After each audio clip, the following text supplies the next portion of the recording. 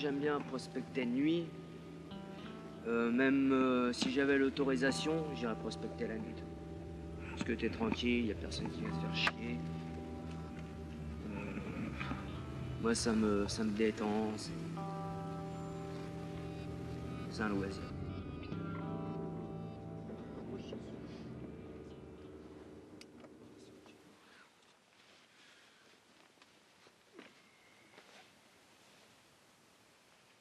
Je prends une petite pelle toute simple. Et le détecteur. Et le détecteur. Puis il est prêt à l'action. On peut dire qu'ils ont presque une formation d'archéologue quelque part, quoi. Donc, un petit peu comme un braconneur a une formation la même que le chasseur, hein. Je veux dire, c'est pareil. Donc ils savent vous chercher. Vous pouvez éclairer au sol. Ça, c'est un site. Ça c'est typique Galorman. En fait, c'est un morceau de tuile. Donc ça, c'est la preuve qu'on est sur un site. Ça, c'est la preuve qu'on est sur quelque chose. Hein. Sur un site, tout simplement. Non seulement ils volent des objets, mais en plus ça détruit le site. C'est illégal de faire ça. C'est illégal. Ah bah là, je suis un pillard. Hein. Ça se voit pas. Non, mais je rigole pas, là, je suis un pillard. De toute façon, j'ai pas le droit de faire ce que je suis en train de faire. De toute façon, même 2 jours, j'ai pas le droit de le faire. Même si j'avais l'autorisation, j'aurais pas le droit de le faire. Alors qu'est-ce qui vous pousse à le faire? Parce que j'aime bien, c'est mon loisir, voilà, j'aime bien faire tout ça. Moi j'ai toujours aimé chercher des trucs. Depuis que je suis gamin, je cherche. Mais je vois pas pourquoi j'aurais pas le droit de chercher.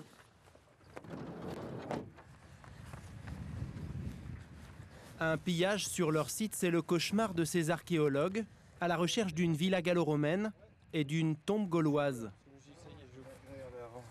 Ah, c'est bon. Bien joué, Callaghan. Tiens, puis j'ai pris le plan.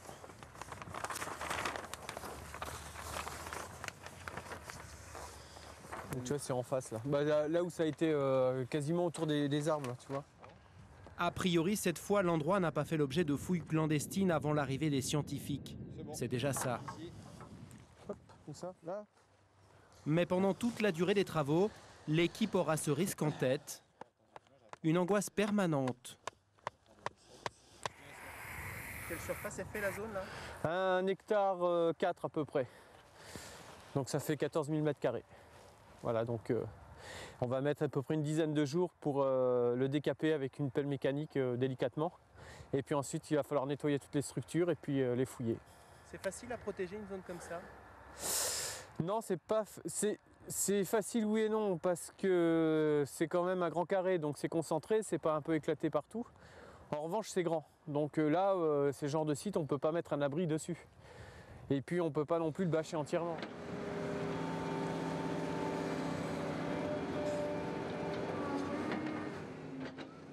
La brosse à dents viendra plus tard. Pour l'instant, c'est à la pelleteuse que se font les premières fouilles. Si tu veux, on peut essayer de faire sur de largeur, de décapage. Très vite, les premiers vestiges apparaissent. Tiens, ben Aurélie, si tu... Il va falloir nettoyer la... Tu as une espèce d'empierrement là. Ici. Bon, je sais pas ce que c'est, mais enfin bon, ça a l'air d'être galop. Il y a un tesson là. Quelques céramiques, les restes d'une clôture. Tout cela sera répertorié avec les positions précises de chaque découverte. Donc toutes ces informations-là seront ensuite utiles et indispensables pour la compréhension du site. Et les objets vont rentrer dans cette réflexion, que ce soit des objets comme de la céramique, mais aussi éventuellement des objets en métal comme des fibules, c'est-à-dire des petites broches. Or, c'est justement ces petits objets métalliques qui peuvent être repérés par l'ennemi quand celui-ci est armé du redoutable détecteur de métaux.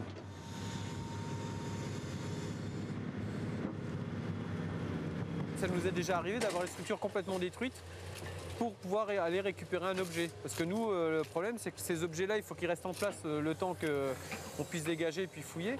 Donc on ne va pas tout de suite aller les chercher, mais des fois on revient, puis c'est des vrais cratères partout, parce que les gens sont allés faire des trous, percer les niveaux de sol, ça peut être percer des niveaux d'occupation, ou casser des murs pour pouvoir récupérer une pauvre monnaie ou quelque chose comme ça qui n'aura de valeur, en plus quasiment pas de valeur monétaire, quoi. Franchement, c'est vraiment idiot, quoi, de faire ça. Difficile de lutter à armes égales contre les pilleurs. Pour des questions de moyens, il est impossible de faire garder ce site la nuit. Quant à la clôture qui protégera la zone, elle ne sera installée que dans 2 semaines. On va les remettre dans les mêmes trous. En attendant, un simple panneau est censé dissuader les intrus. Une protection bien dérisoire face au nombre de détecteurs en circulation. 300 000 en France. Pas étonnant, ils sont en vente libre. Celui-ci, par exemple, vous le désolidarisez, ça peut aller dans l'eau ou sous la pluie, sans aucun problème. Pas en ceinture, tout ça peut rester dans l'eau. De plus, hop, ça sonne, vous posez l'appareil dans l'eau, ça c'est accroché à la ceinture ici, et vous creusez, et vous pouvez sortir, avoir les 2 mains libres pour creuser et chercher dans l'eau. Boutique spécialisée de Toulouse. Il y en a une 30aine comme ça en France. Voilà, Tout l'attirail pour le chasseur de trésors, l'indispensable et même le superflu. c'est fait que pour les prospecteurs, c'est solide, ça s'appelle une pelle BA04. Vous avez après ce genre d'outils, ça c'est pour les corbières, c'est pour les endroits très rocailleux, c'est le piochon. Vous comprenez bien qu'avec ça, on ne peut pas aller se soulever une terre rocailleuse, on n'y arrive pas. Les piochons travaillent. Et voici le best-seller du magasin, le fameux détecteur. Premier prix 150 € à peine, à la portée de toutes les bourses. Ça marche très simplement. Alors c'est léger parce qu'on reste des heures à balayer avec ceci en bout de bras. Vous avez un petit écran avec une mise en route et vous avez 3 tonalités. Je vais le mettre en tout métaux. 3 modes de travail. Là je suis en tout métaux. Ça veut dire qu'il va avoir des sons graves sur les ferreux. Vous allez écouter.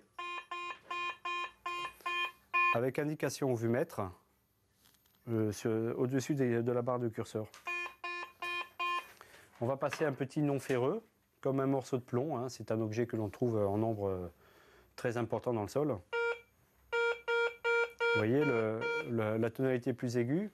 Et là, on va rentrer directement dans une tonalité très forte et aiguë avec un son de cloche pour tout ce qui est en forme de monnaie, c'est-à-dire plat et cylindrique. J'ai l'habitude de dire que c'est un ticket permanent du millionnaire, ça. On est toujours en train de gratter. Mais parfois, il faut aider la chance. Si la notice des engins rappelle que la loi interdit toute recherche archéologique avec un détecteur, dans la boutique, en plus de la quincaillerie, on peut trouver de quoi facilement donner un coup de pouce au destin. Vous nous dites pas de recherche archéologique et en même temps vous vendez des cartes archéologiques de la Gaule. Oui, ça permet de sensibiliser les gens. Un prospecteur débutant, il va trouver des objets qu'il va mettre au rencard, dans une boîte à merdouille, comme on a l'habitude de dire, sans savoir ce que c'est, et c'est perdu pour tout le monde, la plupart du temps. Tandis qu'avec ce genre de bouquin, le prospecteur lambda devient prospecteur intéressé et est sensibilisé à l'archéologie. Le fait de sensibiliser les gens à l'archéologie font qu'ils font moins de bêtises, moins de dégâts. Ils sont capables. Alors, c'est un inventaire jamais exhaustif, puisque ça bouge tous les jours, des communes avec des endroits archéologiques où il faut éviter d'aller, par exemple. Hein, tenez, voilà la raison pour laquelle on peut acheter ce livre, pour éviter d'aller sur ces sites classés, qui sont tous classés. C'est un peu hypocrite. On achète une carte pour éviter d'aller sur le site? Ouais. Et ça marche dans les deux sens. Ça marche dans les deux sens, bien sûr. Qu'est-ce que je vous dis d'autre, là? Je sais pas, les gens, ils vous disent on achète la carte archéologique pour pas y aller? Non, jamais. Jamais. Mais dans la famille des fouilleurs de terre, il n'y a pas que les archéologues professionnels ou les pilleurs de tombes. Il y a aussi les détectoristes amateurs. Ils s'adonnent à leur loisir en respectant certaines règles, sans piétiner les cultures, et avec l'accord du propriétaire. C'était bon? Ouais, je préfère quand même avoir votre accord, quoi. Que c'était reporté? Ouais. Bonjour, vous allez bien? Ouais. Ok. Donc on va aller... je crois que vous aviez un terrain tout au fond, là, vers la forêt, là-bas. Ouais, quand vous prenez le chemin qui monte, là, à mi-chemin, c'est voilà. la forêt sur la droite. Ok, d'accord. De toute façon, les voitures, on les laisse où il y a d'autres voitures, et puis on y va à pied. Ok. Ok? Bah, je vous remercie, bonne journée. Au revoir. Au revoir. C'est un arrêt indispensable pour propriétaire? Ah oui, oui, toujours, oui, puis c'est logique, quoi. On va pas sur un terrain comme ça, incognito, quoi. Il faut demander l'autorisation. Si vous n'avez pas d'autorisation, vous n'y allez pas, ce qui est logique. Laurent a transmis la passion à son fils. 2 à 3 heures de sortie, une fois par semaine à la belle saison. Et pas question de les traiter de pilleurs comme le font certains archéologues qui mettent tous les pratiquants dans le même sac. Je suis pas un pilleur, je ne recherche pas d'objets archéologiques. Je suis pas un pilleur. C'est des champs qui sont labourés depuis, je sais pas, des siècles et des siècles. Il n'y a rien de concret à l'intérieur, quoi. C'est juste... non, je me sens pas du tout un pilleur, pas du tout. Loin de là. Ça vous met en colère qu'on vous traite de pilleur? Ouais, un peu, ouais. Un peu, parce que c'est une passion, c'est un loisir, quoi. Pas un peu monotone? Non, non, on se balade, on est en plein air, c'est bien, c'est impeccable, quoi. Non, non, non, pas du tout. Ouais, qu'est-ce que t'en penses, toi, Eddy? Tu trouves ça monotone? Ah.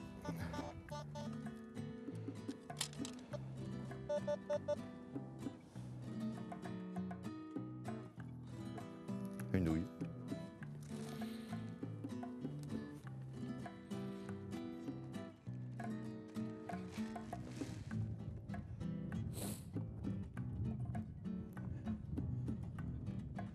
Qu'est-ce qui vous fait triper le plus? La recherche, le bip? Les deux. Les deux. L'adrénaline, de savoir ce qu'il y a en dessous mon bip. De savoir ce qu'il y a en dessous mon bip. C'est au moment où ça bip. Au moment où ça bip. Comme là. Comme là. Et là, qu'est-ce que vous vous dites? Bah, j'espère que c'est une belle pièce, un beau truc, quoi. C'est surtout ça, c'est ce que je me dis. Qu'est-ce que ça va être? Déjà, la surprise de savoir ce que ça va être, quoi.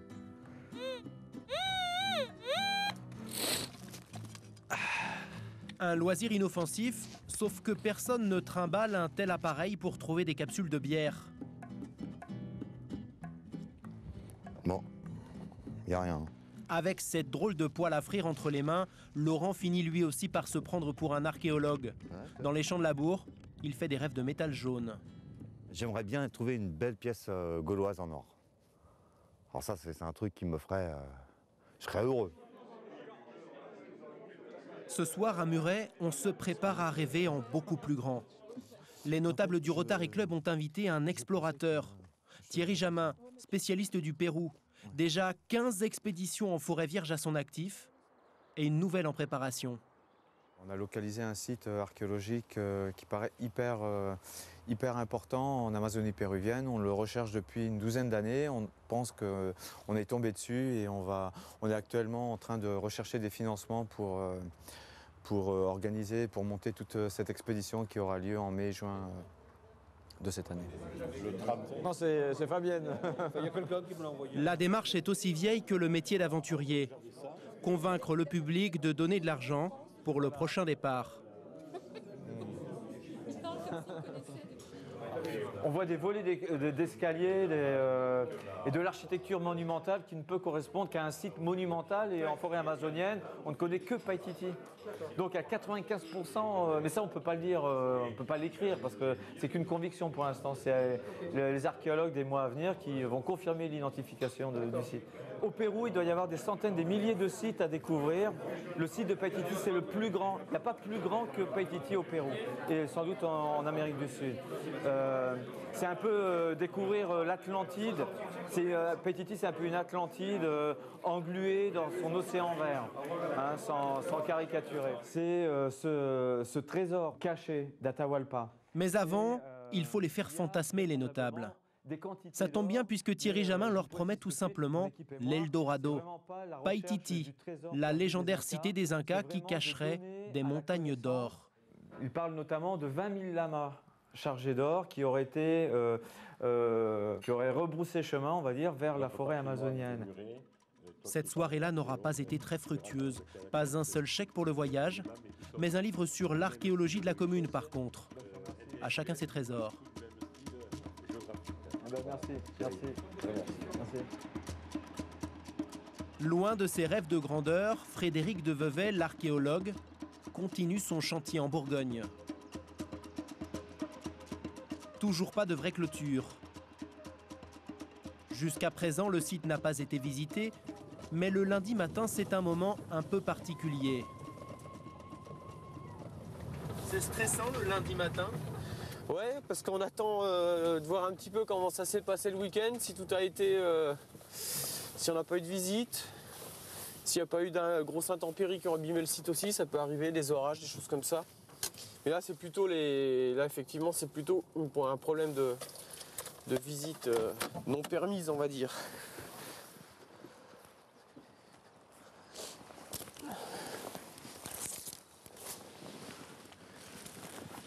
Les structures sont à présent en grande partie apparentes. La bâche qui les recouvre est plus une protection contre la pluie que contre les visiteurs que redoute Frédéric.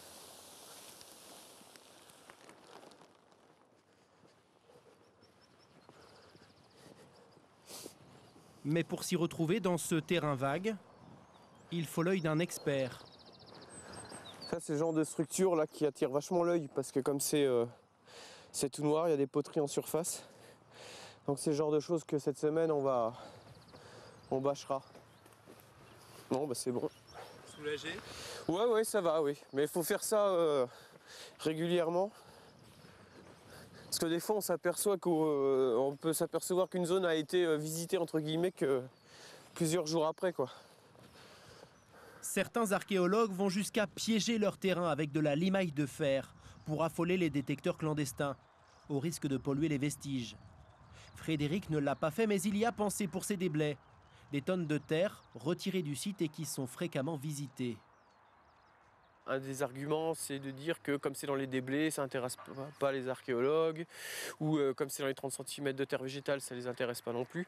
Sauf qu'ils oublient un truc, c'est que de toute façon, que ça nous intéresse ou pas, la législation fait que c'est interdit de ramasser sans autorisation du préfectoral. Que ce soit dans 20 cm de terre, que ce soit en structure archéologique ou pas, puisque le principe, c'est qu'ils cherchent des objets archéologiques. Et que ça, il faut une autorisation. Une position de principe qui ne laisse pas beaucoup de place à la discussion. Chaque fouille préventive est une course contre la montre. Dans quelques mois, il y aura ici une carrière de sable. Alors pour gagner du temps, l'archéologue se transforme en détectoriste, même si cela ne lui plaît pas beaucoup. C'est là? Ah, tu vois, je la voyais là-bas, moi.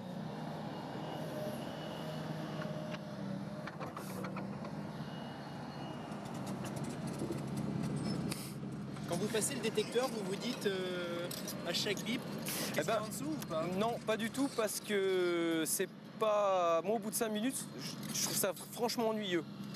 Parce que déjà, ça fait mal au dos, ça fait mal au bras, et comme au départ, on n'est pas là pour trouver des trésors, donc ça n'a pas... Oui, c'est pas... Pour moi, c'est un outil comme un autre, quoi. Je préfère effectivement fouiller un niveau de sol avec une truelle, et puis ou dégager un bel objet avec une truelle, plutôt que chercher comme ça, parce que là, c'est...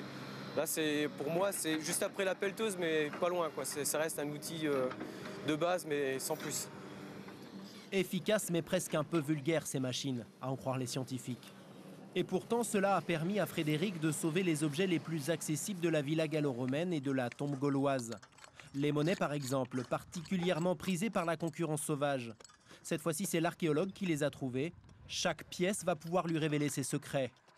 Ça nous permet de pouvoir sortir des éléments de datation comme ce sesterce. Ça aurait pu être une fibule ou même un clou. Donc là, ici, on a une monnaie du IIe siècle. Du coup, ça nous confirme bien qu'au moins cette structure-là est de l'époque romaine. Donc on pourrait y faire un sondage complémentaire ou même la fouiller totalement. Si elle avait été prélevée par des pilleurs, ça aurait été plus compliqué de dater, c'est ça? Bah oui, parce que après, si on a si on a autre chose, si c'est que de la tuile ou des choses comme ça qui sont pas assez parlants, c'est difficile d'avoir ce qu'on appelle un terminus post-quem, c'est-à-dire la période à laquelle a été abandonnée la structure. Tous les pays à fort patrimoine culturel sont menacés par le pillage. En première ligne, l'hémisphère sud, où les moyens n'ont pas encore permis de rechercher tous les trésors perdus.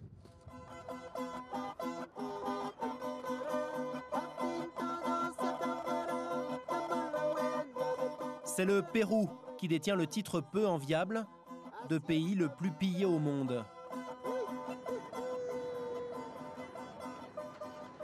Le Pérou, où l'héritage des Incas est encore visible dans les rues de l'ancienne capitale de l'Empire précolombien.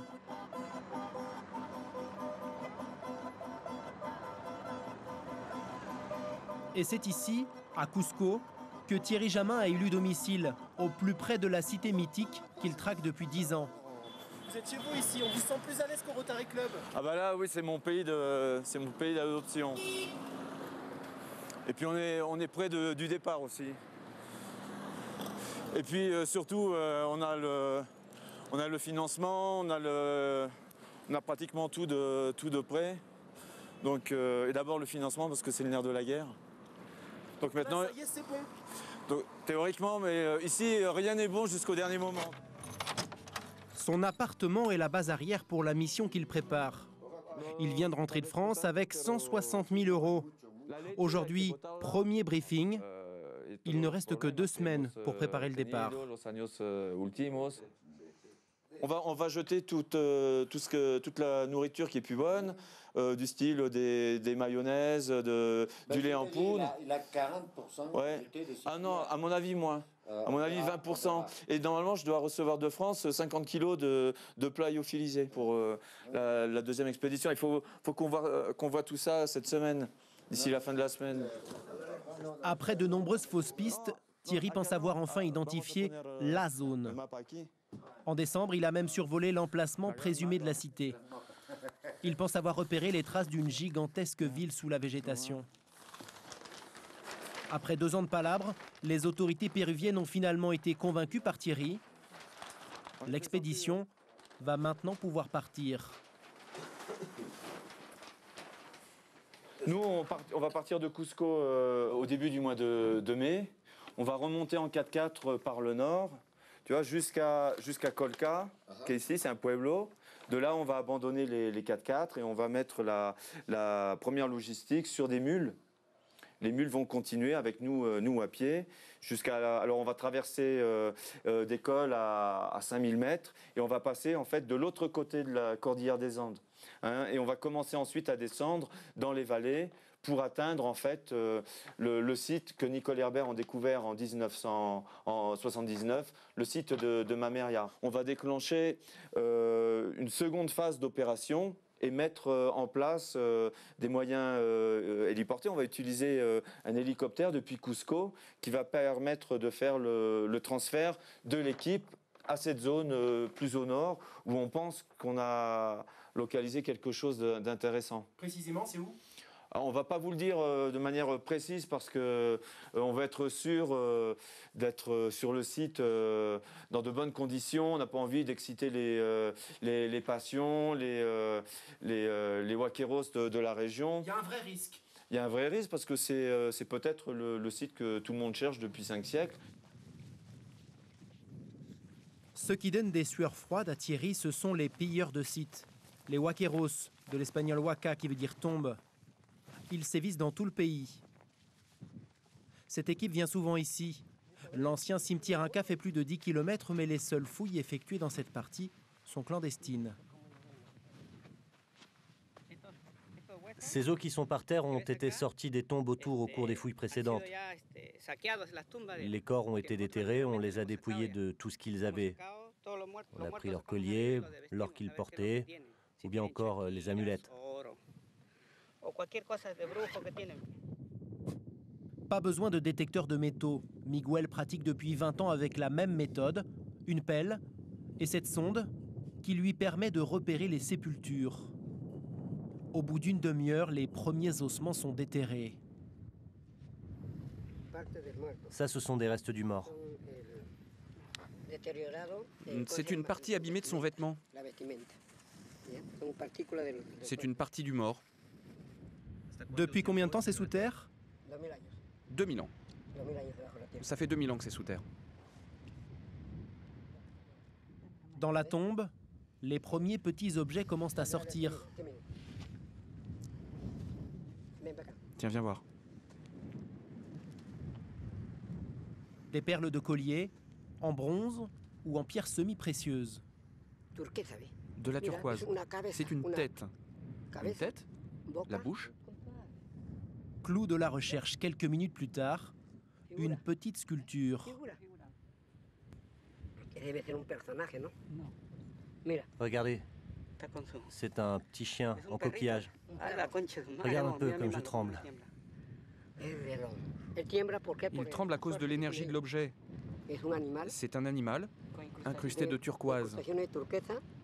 Juan et Miguel ne sont pas des collectionneurs. Une fois restaurés, les bijoux seront vendus, probablement à des touristes.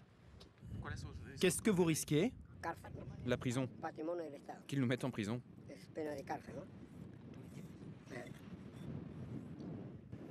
Et ça vaut le coup? Valait la peine? Bien sûr, parce que nous, on en vit. Si on ne fait pas ça, on n'a pas à manger. C'est la vérité.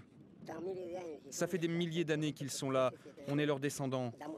C'est quand même mieux que ce soit nous qui nous en occupions plutôt que quelqu'un d'autre, non? Mais en repartant, Juan et Miguel nous confient que le risque est en fait plus limité. Au Pérou, la police n'est pas incorruptible. Quelques dollars glissés au bon moment font souvent l'affaire en cas d'arrestation.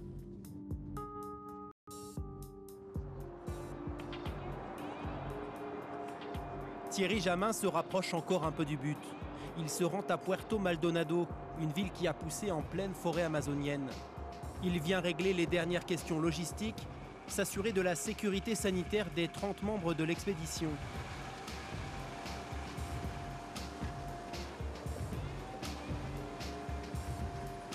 Dans la jungle hostile, les dangers sont multiples. Des Indiens belliqueux, des serpents, des jaguars.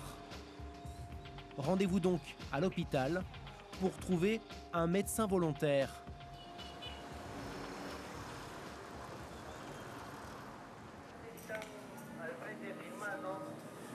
Il y a le médecin et puis qui viendra avec nous et pour savoir si un médecin pourrait recevoir les messages de la télémédecine. Hein, et il faudrait son adresse internet.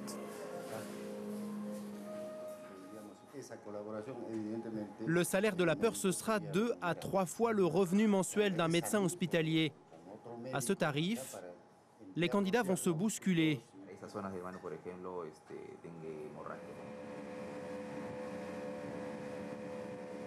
En remontant le fleuve Madre de Dios encore un peu plus loin dans la forêt primaire, le Français va chercher un dernier indice qui va conforter sa théorie.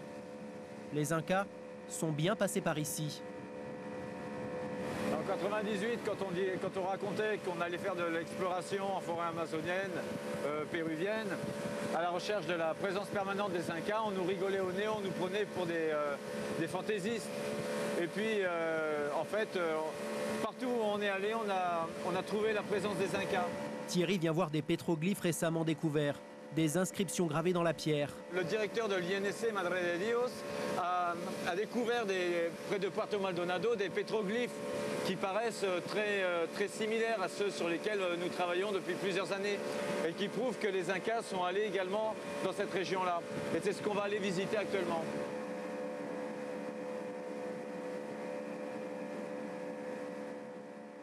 Ces fameux blocs de pierre ont été déplacés. À présent à l'abri, ils se trouvent dans cette clairière, au cœur de la forêt amazonienne.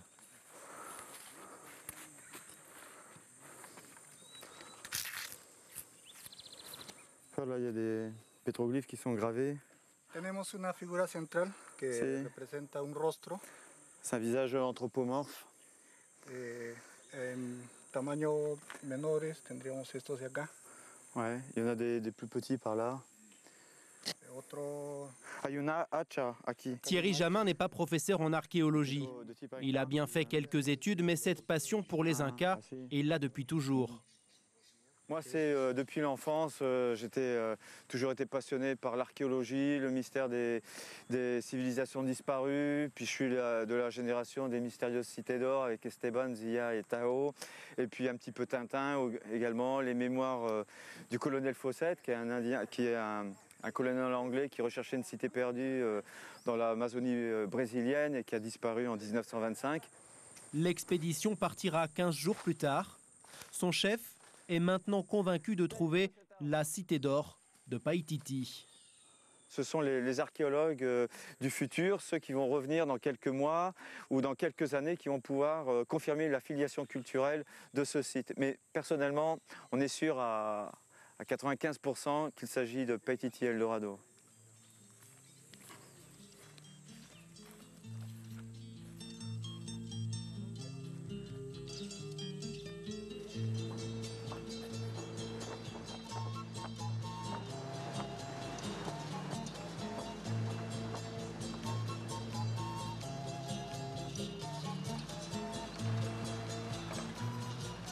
Au Pérou, tout le monde ne croit pas au rêve de l'aventurier français. Guillermo Lumbreras est le premier archéologue péruvien formé dans son pays. Un monument à lui tout seul. À l'entrée des sites archéologiques, les guides veulent se faire photographier avec lui. Pour ce scientifique, l'Eldorado que recherche Thierry Jamin est une invention romanesque. Le mythe du grand Paititi est tenace, mais c'est une légende. Il y a beaucoup de gens qui ont consacré leur vie à le rechercher. J'en connais au moins 20 qui cherchent le grand Paititi. Et à chaque fois, ils disent que c'est derrière la prochaine colline. Mais bien sûr, ils n'y arrivent jamais. L'avantage, c'est qu'ils trouvent d'autres sites archéologiques. Mais Paititi, c'est de la fumée. Ça n'existe pas. Le véritable trésor archéologique du Pérou aurait déjà été trouvé. Il s'agit du Machu Picchu. Cette cité oubliée, redécouverte en 1912, est classée depuis au patrimoine mondial de l'humanité. Au cours des siècles, tout le monde s'est servi ici. Des conquistadors jusqu'à l'américain Hiram Bingham, qui l'a remise à jour et qui a rapporté des centaines de céramiques vers les États-Unis. Ces objets, le Pérou demande toujours leur restitution. Depuis le début des années 2000, le pays semble avoir pris conscience de son patrimoine et de l'urgence qu'il y a à le protéger. Mais la lutte contre les huaqueros est loin d'être évidente.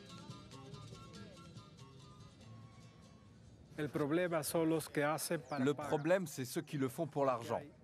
Parce qu'il y a de grands collectionneurs et des trafiquants. Et en général, il faut distinguer les collectionneurs des trafiquants, mais parfois ils se confondent. Tout cela finance des campagnes de recherche et de pillage. Mais le problème, c'est qu'ils vont détruire une centaine d'objets pour en sortir un ou deux. Les spécialistes du Pérou estiment que 20 000 pièces archéologiques quittent chaque année le pays. Et même lorsqu'ils restent sur le territoire, ces objets n'enrichissent pas forcément les musées, mais bien souvent les collections privées. Celle d'Enrico Poli, par exemple. Depuis des années, cet Italien a amassé chez lui une incroyable quantité d'objets, un musée très privé qu'il fait visiter sur demande. Il y en a jusqu'au plafond. Toutes ces pièces ont été réalisées par des artistes indigènes, il y a longtemps. Alors forcément, ici, il y a une place toute particulière pour l'art précolombien. Moche, Inca, certaines de ces céramiques ont plus de 2000 ans.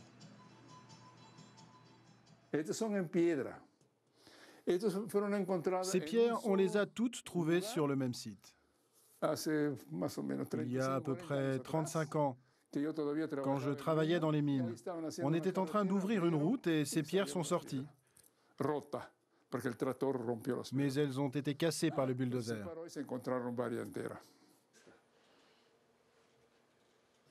Elles datent d'avant Jésus-Christ. Elles ont facilement 2000 à 2500 ans. Enrico Poli ne s'en cache pas. La plupart de ces céramiques ont été déterrées illégalement, pillées par lui-même ou achetées à des huaqueros. Le clou du spectacle vient tout à la fin de la visite. 2 salles entièrement consacrées à l'or. C'est chez lui à domicile qu'est exposé le célèbre trésor de Sipan, le Toutankhamon péruvien. La tombe de ce seigneur Moche a été percée par des pillards en 1987.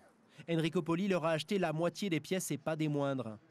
Sans lui, elle serait partie à l'étranger, se défend-il. En les déclarant, il leur a donné une existence légale. Tous ces objets, vous dites qu'ils sont légaux aujourd'hui, mais ils ont une origine douteuse. Tout le monde est comme ça. Tout le monde fait pareil. Vous, lui, moi, on est tous pareils. Des masques incrustés de turquoise, Des colliers en or pesant 4 kilos chacun, 200 objets exceptionnels. Le rêve de tous les chercheurs de trésors, l'or d'une civilisation disparue il y a 1500 ans. Donc là, il y a de la gauloise. Évidemment, en comparaison, la collection du pilleur noctambule français fait un peu pâle figure. Sur sa table, des fibules antiques en bronze et des monnaies anciennes. Ce qu'il y a beaucoup dans le coin, c'est du gallo-romain. Ça, c'est vraiment... Par chez nous, c'est vraiment quelque chose qu'on trouve beaucoup, quoi, en fait. Ça, c'est des pièces... C'est les pièces gallo-romaines qu'on trouve dans le coin.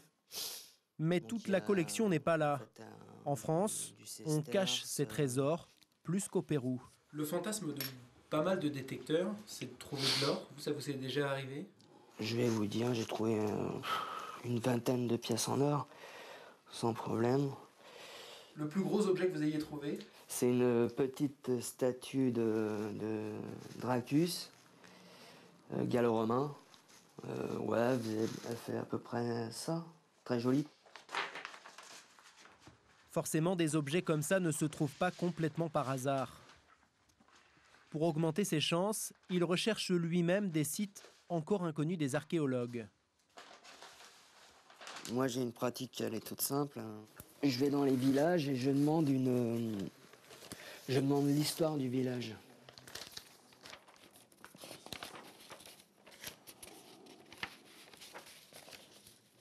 Moi, j'aime bien, tu sais, quand je prends des feuilles, j'étale tous mes papiers. Après, je reprends les lieux.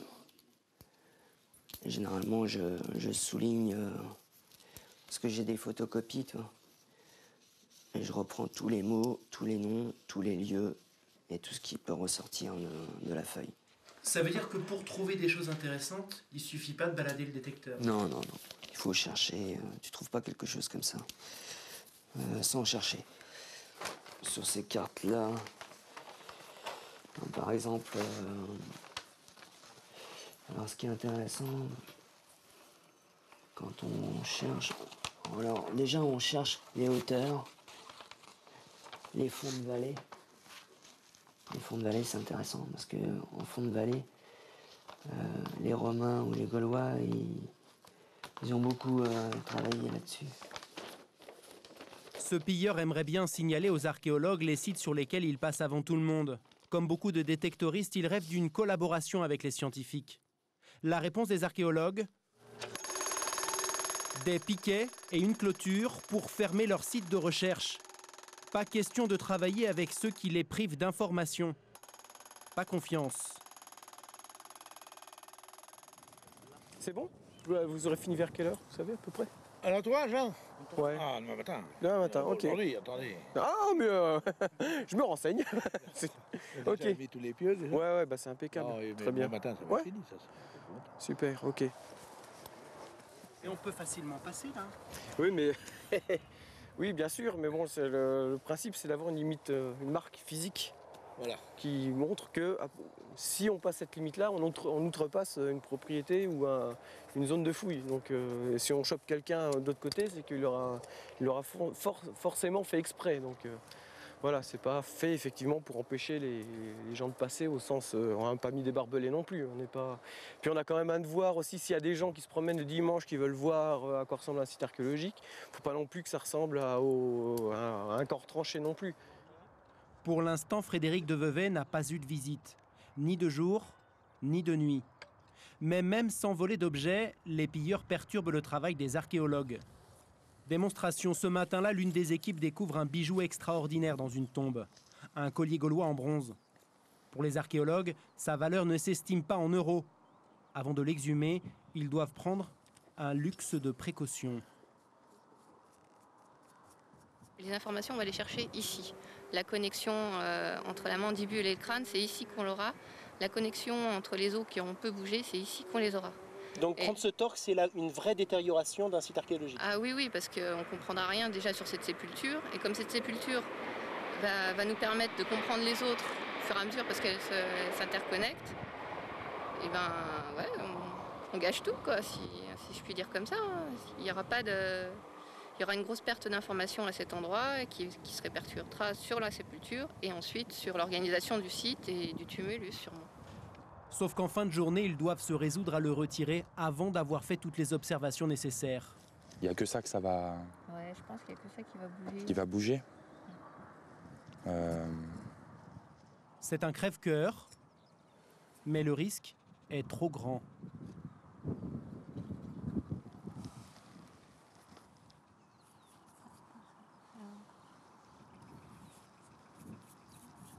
On est obligé de le sortir parce que pour certaines personnes, il a une valeur pécuniaire. C'est-à-dire que ça se revend sur eBay, par exemple?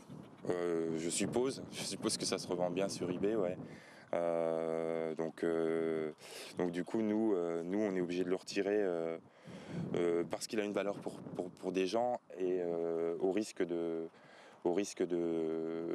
louper des informations sur la sépulture, quoi. Pour nous, c'est sûr que les os qui restent, même si elle est mal conservée de cette sépulture, ont autant de valeur que ce torque-là, mais on est obligé quasiment de faire le même geste que les pilleurs pour pas se le faire enlever ce soir, quoi.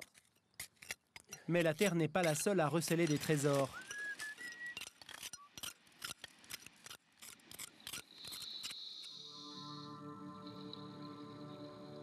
Les fonds marins sont même plus riches que les campagnes. Cela ne fait qu'une 60aine d'années que l'on recherche vraiment sous l'eau. Un terrain idéal pour les chasseurs d'épaves. Depuis quelques années, le matériel de recherche est à la portée des petites associations. Celle-ci, par exemple, a investi dans un magnétomètre, un appareil qui détecte les masses métalliques. Un travail d'inventaire, dans les règles, pour le compte de l'État, puisque chaque découverte doit être validée par des archéologues spécialisés.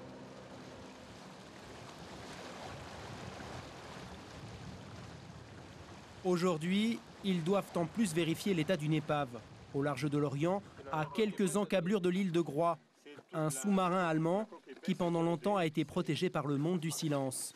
Juste après, que je me repère juste après, ici, t'as la gamelle que tu veux voir. Il devrait être là, c'est couché, il est un peu couché sur le côté.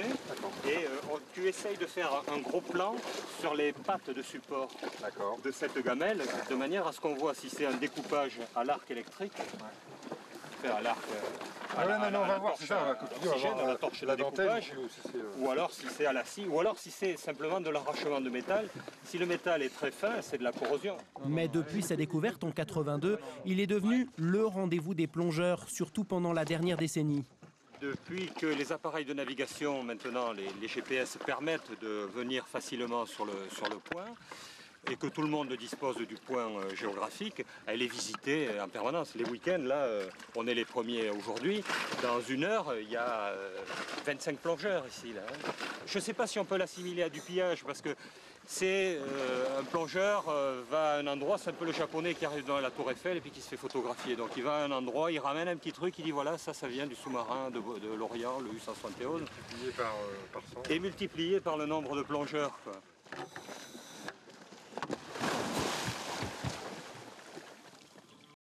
L'épave repose par 40 mètres de fond. Le U-boat 171 a été coulé en 1942 par une mine. Pour ces passionnés, il peut largement revendiquer le titre de trésor archéologique, même s'il se dégrade rapidement. La mer fait son œuvre, mais les visites fréquentes des plongeurs aussi. En quelques années, pas mal d'objets ont disparu. Le canon de 105 est toujours là, mais la pièce anti-aérienne a été dérobée.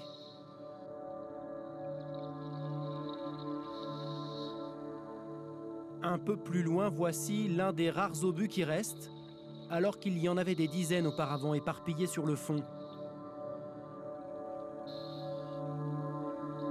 Même l'intérieur a été passé au crible. Des plaques d'identification ont disparu, des effets personnels, des instruments de navigation.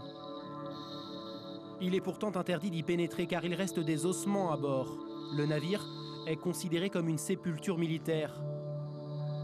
Encore une tombe.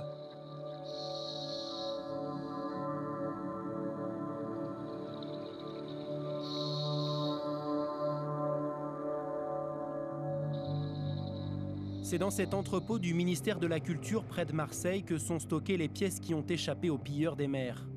Les rayonnages débordent d'amphores de toutes époques et de toutes formes, en attendant d'être étudiés ou tout simplement envoyés vers un musée. Donc celle-là, il faut la mettre en A3, B4, et je comprends pas.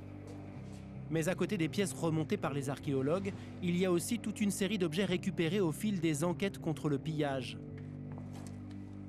Lors d'une saisie comme celle-ci, qui nous a occupé plusieurs jours de suite chez un certain nombre de particuliers, on a trouvé de tout, depuis l'amphore antique, des éléments de poterie, de la vaisselle du XVIIe, de la vaisselle du XVIIIe siècle. On a trouvé des bronzes du XIXe, des hublots, on a trouvé des canons, on a trouvé des fusils, on a trouvé des instruments de navigation. L'état de conservation n'est pas toujours bon. Oui, je pense que c'est mieux de laisser ici. Surtout pour les articles en métal. Quand on récupère l'objet, bien souvent, il n'y a eu aucune mesure de conservation ou de restauration qui a été adoptée. Il faut comprendre que quand on est dans les milieux immergés, des objets qui ont séjourné très longtemps sous l'eau, on est quasiment devant la chirurgie de champ de bataille. Chacun des objets, pratiquement, a besoin d'un traitement. Si vous ne lui appliquez pas un traitement très immédiatement, de manière très rapide, en sachant exactement ce qu'il faut faire, vous le condamnez peut-être très vite. Sur des objets comme celui-ci, vous avez ici par exemple un canon qui a été prélevé par des gens qui n'avaient pas le souci d'en assurer la conservation. Initialement, ce canon devait être magnifique. Magnifique, on le voit encore, les moulures sont parfaitement conservées. Regardez, après qu'il ait séjourné plusieurs mois à terre sans aucun traitement adapté au traitement de la fonte de fer, il perd sa peau, il est en train de disparaître. Ça, c'est un objet qui n'est plus récupérable. Depuis quelques années, le département des recherches archéologiques sous-marines s'est engagé dans une lutte contre les trafiquants.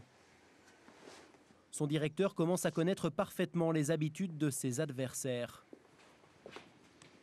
Il y a différents types de marchés. Il y a le marché, je dirais, du voisin, le copain, l'ami, le type qu'on connaît, à qui on va en sortir une d'amphore, on va lui donner.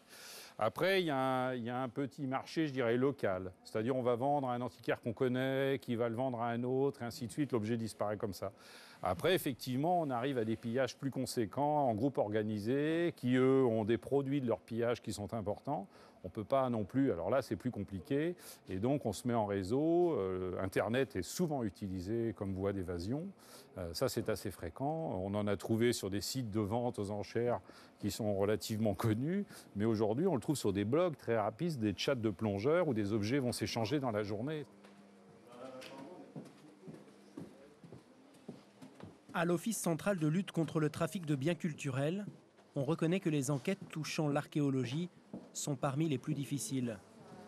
Contrairement au vol de tableaux, statues, meubles anciens, autant d'objets qui ont chacun un pédigré. C'est celui-là là que tu recherches, hein? Celui-là. Ah oui. Un objet donc a une histoire, il a été recensé, il appartient à une famille. Il y a des certificats de vente pour certains parce que des objets prestigieux ont eu plusieurs propriétaires. On l'a vu dernièrement dans la vente Yves Saint Laurent, donc dans le catalogue des ventes, on voyait successeurs, bon, vendu pas. C'est des objets qui ont une histoire qu'on peut tracer. Donc ça, c'est extrêmement facile. L'archéologie, on n'a pas cette facilité donc de pouvoir prendre une photo parce que ça a appartenu auparavant à une autre famille.